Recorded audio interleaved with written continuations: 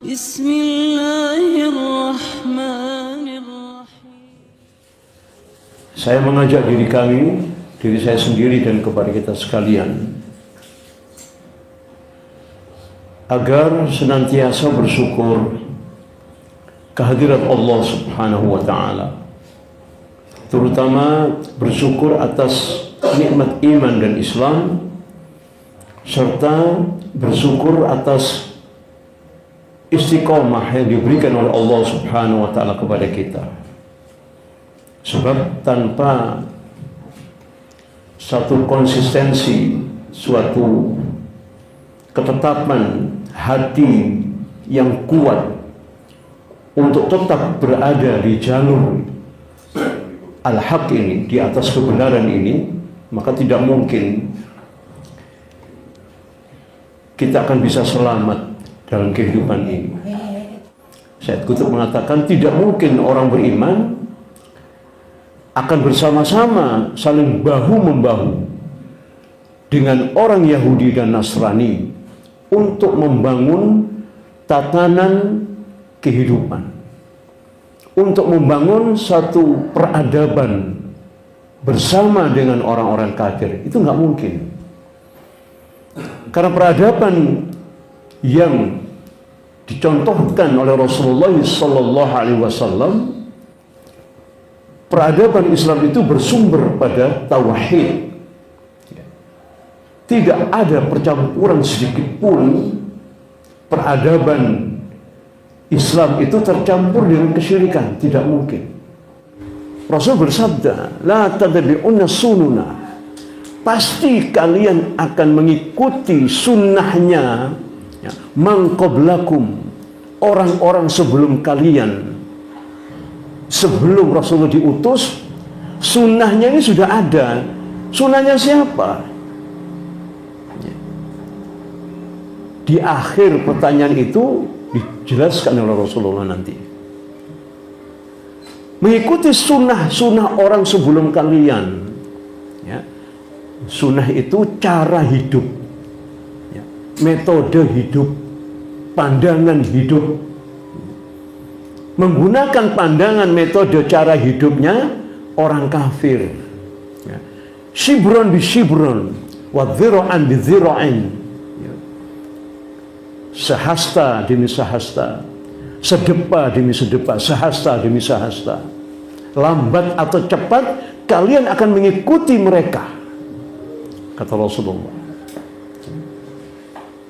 Hatta law dakhul juhra dhabba, sampai mereka masuk ke lubang biawa. Ya. Lubang biawa itu kalau bahasa Jawanya apa, Pak? Biawa itu apa, Pak? Kadal. Kadal. Hah? Nyambi. Di Arab itu namanya kadal. Kadalnya digurun, disingkat kadrun. Siapa kadrun? Yahudi Nasrani. Kadrun itu Yahudi Nasrani, dan orang-orang yang mengikuti kadrun itu juga kadrun, paham? Tapi hari ini mereka balik, PKI ini mengatakan itu kadrun. Loh, kamu yang kadrun, PKI, kamu yang kadrun, kamu itu kadal, juhrodzoba, kan begitu, Pak? Kenapa? Karena mereka mengikuti cara hidupnya orang kafir, khusus wabil khusus Yahudi dan Nasrani. Loh, kok mau ikut demokrasi gitu loh? Demokrasi ini ciptanya kadrun, juhrodzoba, masuk ke dalam lubangnya biawa, nyambi. Nek nyambi itu lebih kotor lagi. Nyambi itu baunya luar biasa. Rumahnya nyambi itu di mana-mana. Di gurun pasir pun demikian. Rumahnya nyambi itu, nyambi darat, nyambiknya padang pasir itu, kadal gurun itu, baunya ndak enak, banger. Naudzubillah min dzalik. Loh, kok diikuti? Demokrasi ini ciptaan siapa, Pak? Ya ciptaan kadrun. Diwali. Kurang ajar. Dia yang kadrun, nuduh kita kadrun. Kadal gurun. Yang kadrun itu kalian kadrun. Subhanallah. Karena disebutkan di sini kadal gurun. juhra dhobba. Dhob itu kadal, adzob. Nah, kita masuk ke dalam rumahnya kadal, kok mau ambune banger, amis. Na'udzubillah min dzalik. Ya. Maka sahabat tahu bagaimana kadal gurun itu, bagaimana tahu. Kaget, loh kok bisa ya? Kulna, kemudian para sahabat bertanya, kami bertanya, al-Yahudu wa Nasara ya Rasulullah. Ya Rasulullah, al-Yahudu wa Nasara.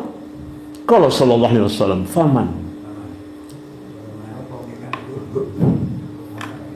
Apakah kadrun itu Yahudi dan Nasrani? Sopo maneh? Yahudi dan Nasrani itulah yang kadrun. Ya. Dan para pengikutnya itu yang kadrun. Gitu. Lah ini disebut kadrun kok malah cengengesan. Loh, kok bisa di wara kadrun kok ngomong cengengesan, ya apa sih? Kadrunnya mereka itu yang kadrun itu. Tayyib, ikhwan fillah, akhwatul iman, rahimani wa rahimakumullah. Mohon maaf ya, ini apa? Ini kitabnya sudah beberapa kali di fotokopi, jadi semakin lama semakin iya, subhanallah, ditekuk gak iso, subhanallah, luar biasa. Alhamdulillah, moga-moga uangnya gak iso ditekuk iki, insyaallah. Baik, ikhwan fillah rahimakumullah. Beliau mengatakan, penulis kitab ini mengatakan, seperti itulah ya, hadis Rasulullah sallallahu alaihi wasallam ya, pada sebagian manusia yang telah mencampur adukan antara ajaran-ajaran Islam yang bersih ya, dengan ajaran-ajaran atau isme-isme yang diciptakan oleh Yahudi. Ya, Yahudi ini pintar membuat isme-isme, termasuk nasionalisme, komunisme, liberalisme, demokrasi. Ini buatan Yahudi semua, gitu loh. Tapi banyak umat Islam yang menganggap hadis ini bukan urusan yang penting. Subhanallah. Itu penghinaan kepada Rasulullah SAW. Padahal hadis itu keras maknanya, ya, mengikuti kadal gurun itu, na'udzubillah min dzalik. Nah, kata penulis kitab ini, masih banyak kaum muslimin ya, yang masih mencampur adukan antara ajaran Islam dengan isme-isme yang telah diciptakan oleh orang-orang Yahudi. Nasionalisme dicampur dengan Islam, komunisme dicampur dengan Islam, antara yang hak dan batil dicampur. Kalau hak dan batil dicampur, jadi batil, masya Allah. Walaupun yang batil itu sedikit. Antum punya satu gelas susu ya, ditetesi air dari WC, bisa diminum nggak kira-kira? Nek kolu gak apa-apa. Nek kolu loh ya, gak apa-apa diombe. Na'udzubillah min dzalik. Ya sudah kotor tuh. Iya. Susunya satu gelas, airnya tetesan tadi itu cuma 3 tetes misalkan. So apa sing ngerti ngombe? Na'udzubillah min dzalik. Ya. Ya. Kalau kemarin ada kopi dicampur arsenik, ditetesi arsenik tok titik, wis berangkat wonge langsung. La haula wala quwata illa billah. Ikhwan fillah ikhwatal iman, penulis kitab ini mengatakan sikap seperti ini bukanlah bentuk toleransi di dalam Islam, mencampur adukan antara isme-isme yang dibuat oleh Yahudi dicampurkan dengan ajaran Islam. Itu bukan bentuk toleransi, tetapi itu nyata sebuah kekufuran jika itu dilakukan oleh orang-orang muslim. kekufuran, Pak. Islam dicampur dengan demokrasi, Islam dicampur dengan Pancasila, Pancasila dianggap sama dengan Islam. Itu penghinaan, Pak, mohon maaf. Pancasila ini, kata Dr. Abdullah Azzam ketika ditanya suatu saat oleh oleh Rahamu Ustadz Abdullah Sungkar, ketika beliau berada di Ma'arokah di Afghanistan sekitar tahun 85-an itu, ditanya, Ustadz Abdullah Sungkar bertanya kepada Dr. Abdullah Azzam, ya Syekh, bagaimana menurut antum tentang Pancasila? Ya, saya pernah dengar itu. Itu Presiden Soeharto, dia bilang. Oh ya, betul itu, Soeharto. Ya. Mengatakan bahwa Pancasila itu kada wa kada wa kada. Seperti ini dan ini dan itu. Lalu bagaimana menurut antum? Tertawa ini Dr. Abdullah Azzam. Ini cerita Ustadz Abdullah Sungkar. Tertawa. Ya begitulah. Campuran antara yang hak dan batil. Maksudnya bagaimana? Pancasila itu campuran dari ma, bol, wal benzin. Ma itu apa, Pak? Air. Bol itu apa? Bol itu apa, Pak? Bol. Air kencing. Wal benzin. Itu kata Dr. Abdullah Azzam menjawab pertanyaan dari Ustadz Abdullah Sungkar rahimahullah ta'ala. Dua-duanya sudah syahid insya Allah. Masya Allah. Ini bukan sekedar menghina, tapi menjelaskan kehinaan jika Islam itu dicampur dengan sesuatu yang batil. Ini yang hak dicampur dengan batil, tidak boleh. Wala talbisul haqqa bil batil wa taktumul haqqa wa antum ta'lamun. Jangan dicampur yang antara hak dan yang batil. Sementara kamu tahu yang batil itu banger, bau, kotor, najis. Jangan dicampur. Ini larangan dari Allah Subhanahu wa taala. Wah, ini kalau kena orang-orang PKI sudah teriak-teriak. Wah, ini ujaran kebencian. Loh, kami memang benci kok. Kami ini dituntut untuk benci kepada yang kotor. Bagaimana kami harus senang dengan yang kotor? Gimana? Tidak mungkin bersatu. Ya. Makanya Rasulullah SAW memerintahkan para sahabat untuk keluar dari Mekah. Karena Mekah ketika itu sudah dianggap kotor oleh Rasulullah. Tidak layak orang beriman tinggal di Mekah ketika itu, tidak layak. Disuruh keluar. Anna bari'u min kulli muslim yuqimu bainat hiral musyrikin la tara'un narahuma. Sampai Rasul bersabda seperti itu. Ana bari'u min kulli muslim. Hadis ini diucapkan oleh Rasulullah ketika sampai di Madinah. Aku berlepas diri, tidak bertanggung jawab. Bari'u minkum, baro min kulli muslim. Berlepas diri pada setiap orang-orang Islam, ya, yuqimu bainat hiral musyrikin, yang tinggal bersama-sama dengan orang-orang musyrik di Mekah. Bayangkan, di Mekah itu ada apa? Ada Ka'bah, dan Ka'bah itu Baitullah.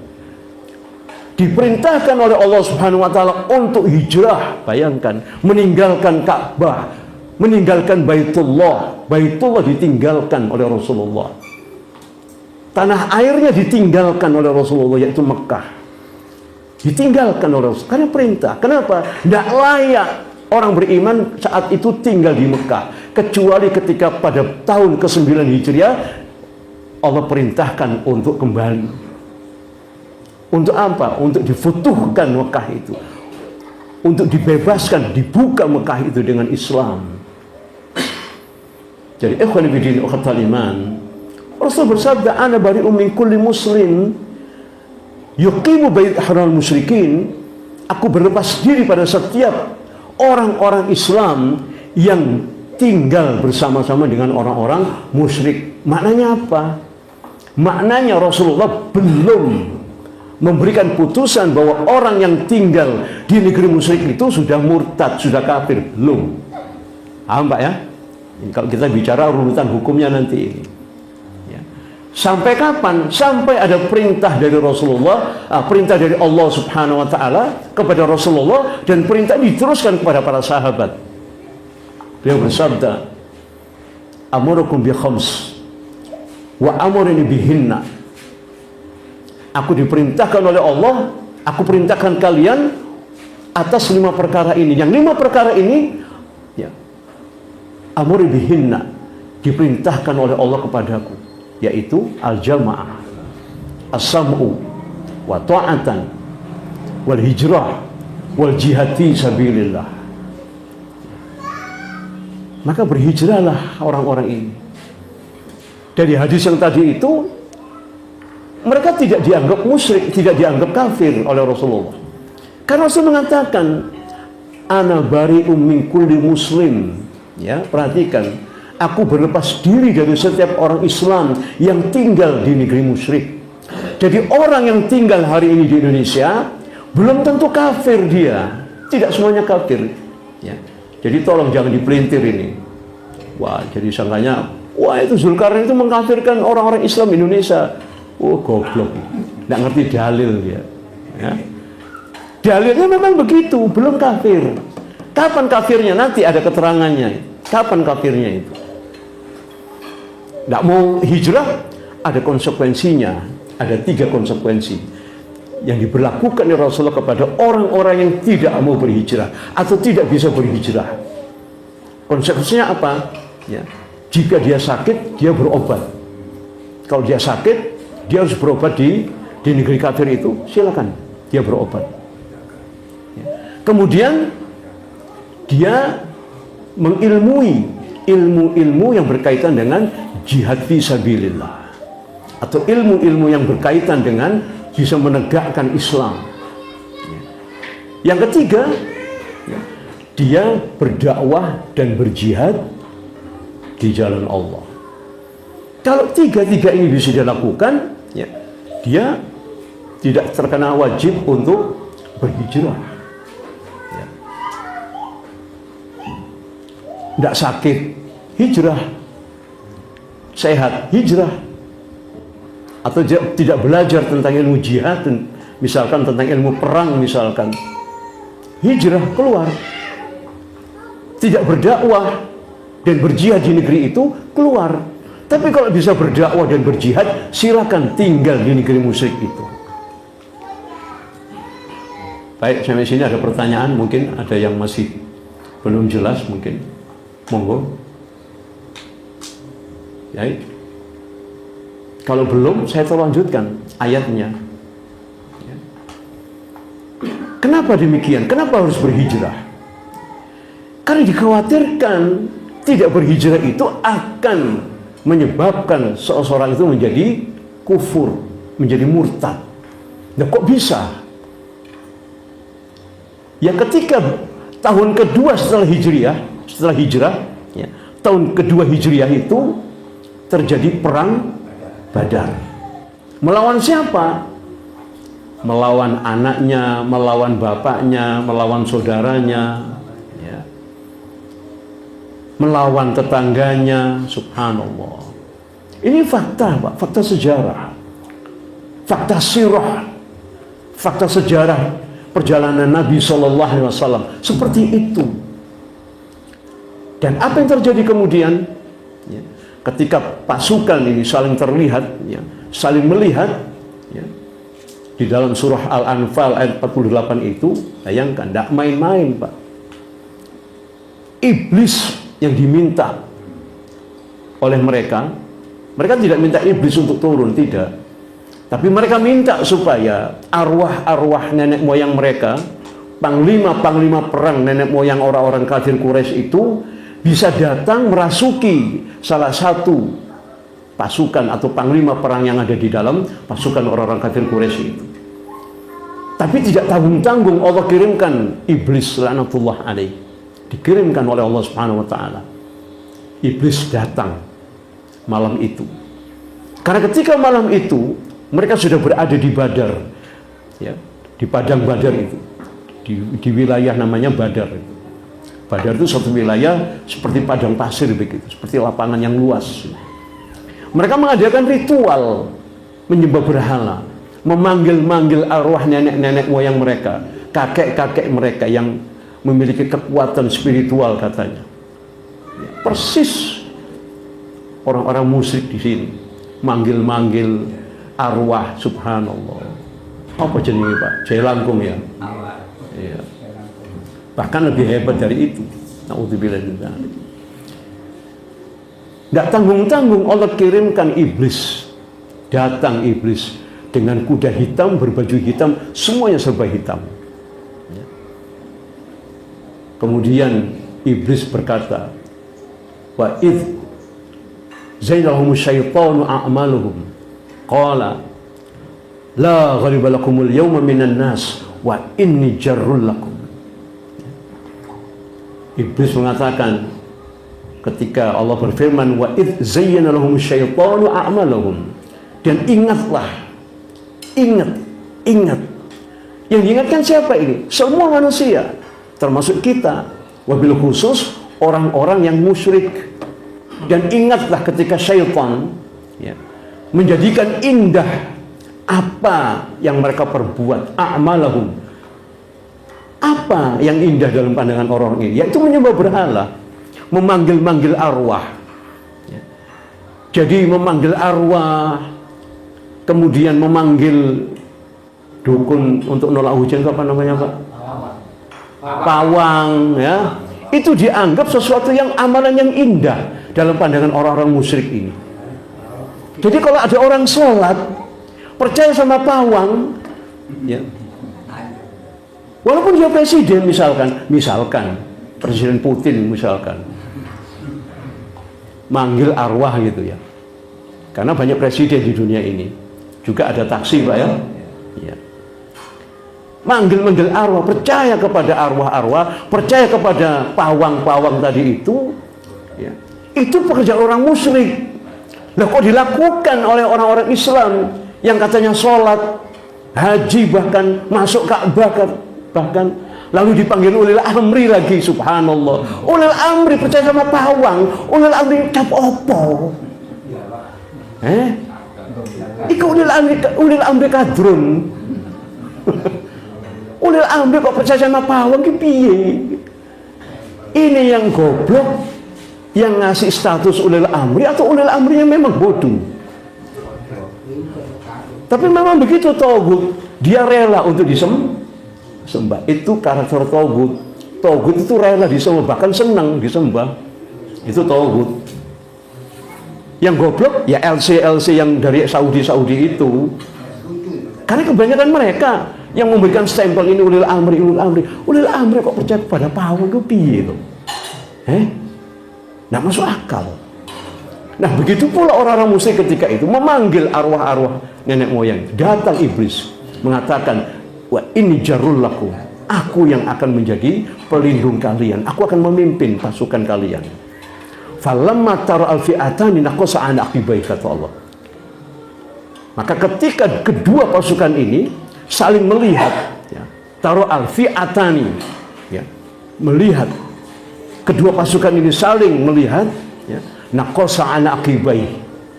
Iblis yang tadi itu ngaku sebagai pemimpin tadi itu lari, dia tunggang langgang, mundur ke belakang. Subhanallah, lari iblis.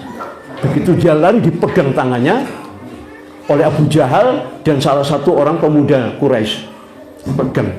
Lu ente mau kemana kok lari? Ente mau kemana lari? Ini aroma la tarawna, katanya. Ini aroma la tarawna. Itu tok jawabannya. Lu ente mau kemana? Ente kok lari? Lu ente kan memimpin pasukan, kok bisa lari ente? Kenapa? Ini aroma la tarawna. Dia menunjuk. Aku melihat apa yang kalian tidak lihat. Dia lihat ke atas. Aku melihat apa yang kamu tidak lihat.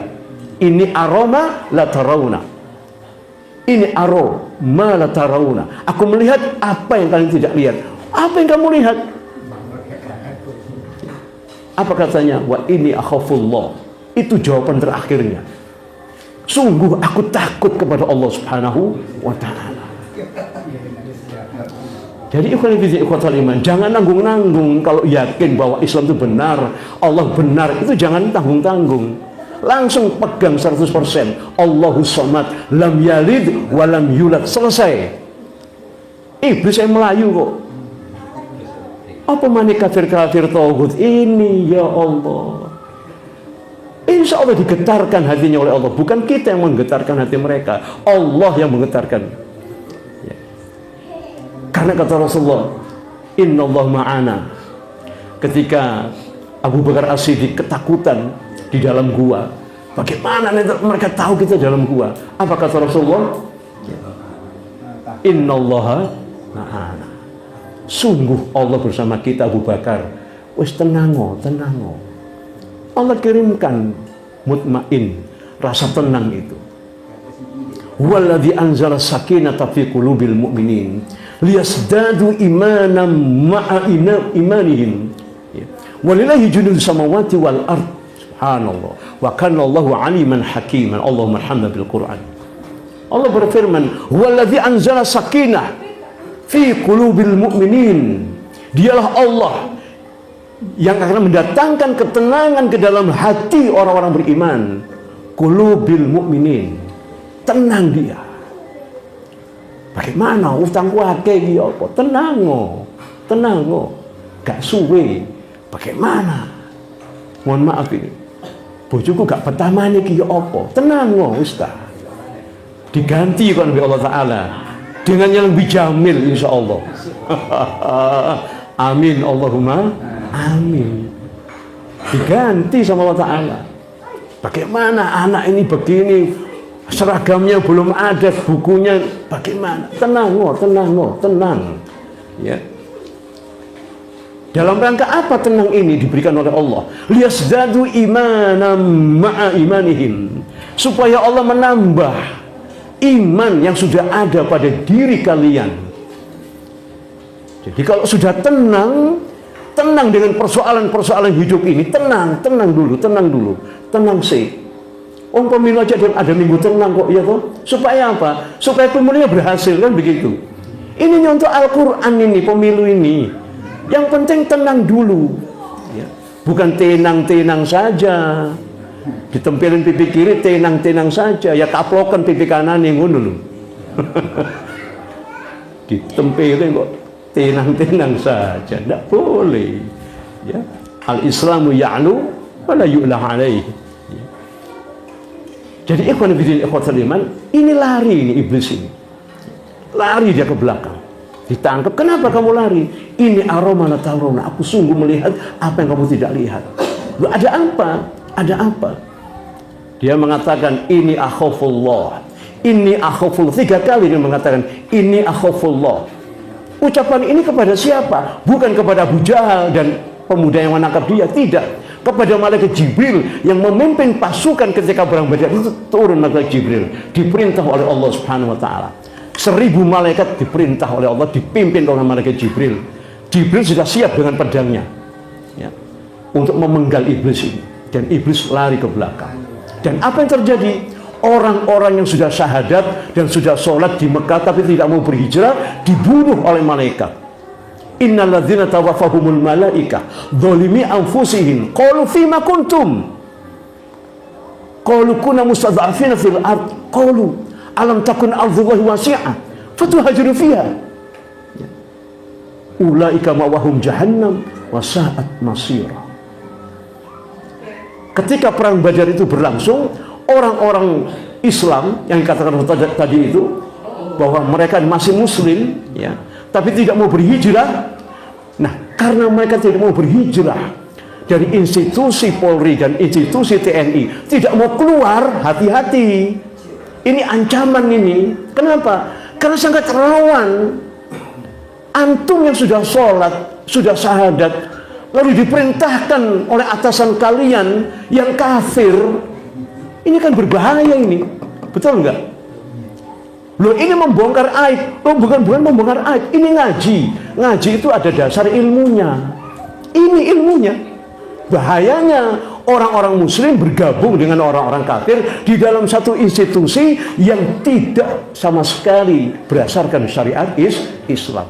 Nah, inilah hasilnya. Kalau Islam dicampur dengan nasionalisme, akan terjadi satu pendistorsian, kekotoran. Kotor ini. Udara sosial ini akan kotor. Udara ekonomi akan kotor. Udara politik pun akan kotor. Dikotori oleh isme-isme yang tidak berdasarkan kalimat la ilaha illallah. Ini celakanya, bahayanya itu. Maka demi Allah, wallahi saya ingatkan saudara-saudara kaum muslimin, ya, bahwa Rasul mengatakan kalian tidak berhijrah belum tentu kalian kafir. Karena kenapa? Karena banyak tentara dan polisi yang membantu kaum muslimin. Kan begitu. Ada polisi yang membantu para mujahid, ada polisi dan tentara yang membantu para mujahidin. Tetapi banyak pula tentara dan polisi yang justru mendolimi orang-orang Islam. Ini yang perlu diingatkan dan ini perlu kita renungkan bersama. Ini bukan menghina, ini mengingatkan. Karena peringatan itu bermanfaat bagi orang-orang yang beriman, yang mau beriman. Tidak mau beriman silahkan. Kami hanya menyampaikan saja untuk mengingatkan. Hati-hati. Sebagaimana perang Badar ini telah memberikan satu pelajaran secara historis turun-menurun. Ada historisnya ini. Ada asbab musababnya. Kenapa orang menjadi murtad? Bagaimana murtadnya?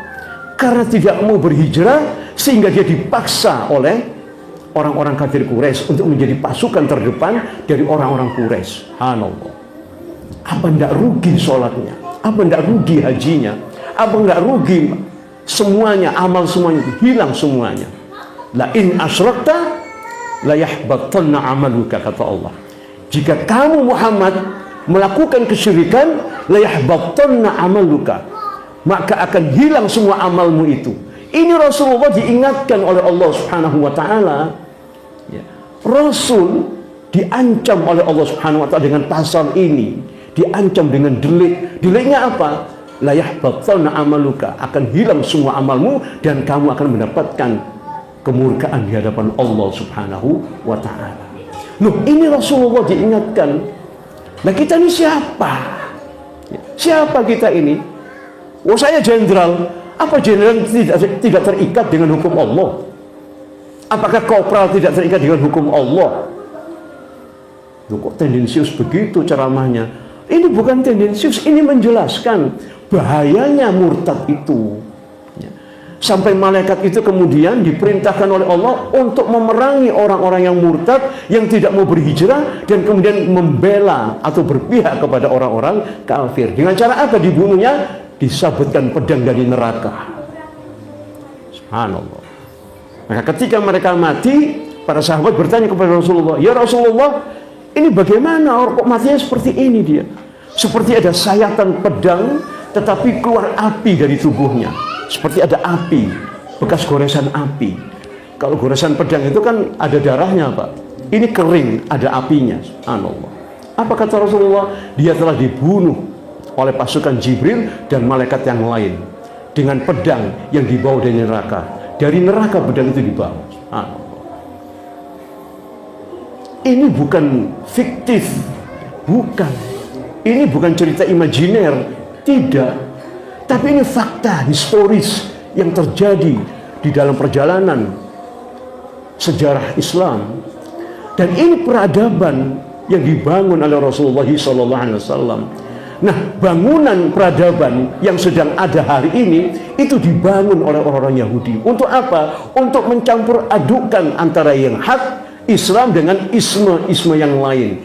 Ini masalah. Sudah adzan, alhamdulillah.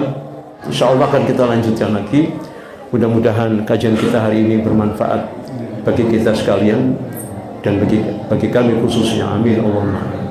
Semoga Allah Subhanahu wa taala memberikan keteguhan iman dan kesabaran, keikhlasan dan istiqomah.